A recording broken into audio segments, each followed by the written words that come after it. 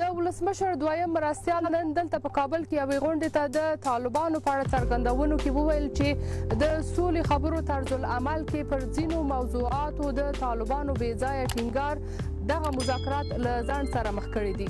د ولسمشر مرستیال دغه راز زیاته کړله چې د دولت لوري طالبانو ته وړاندیز کړی دی چې قرآن، سنت او شریعت د دغو خبرو لپاره بنسټ وټاکل شي. خو د دغه خبرو طالبانو اوس واک ته د رسیدو لپاره شریعت ته هم شا کړې ده او لا هم له امریکا سره پر خپلې هوکړې ټینګار کوي.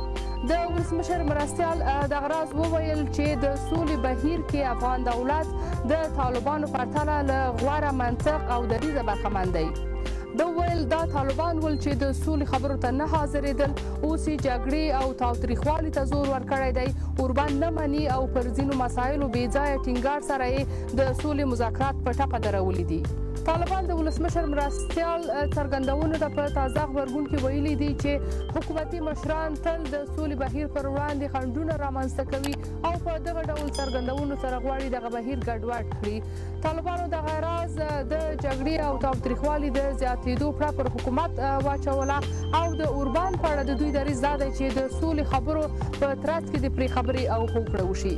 په قطر کې د افغان حکومت او طالبانو ترمنځ د سولې خبرې شاوخوا یوه میاشت کېږي چې پیل شوي دي، خو لا هم دواړه لوري د دغو خبرو پر مخ بیولو لپاره پر اصولو نه دي سلا شوي.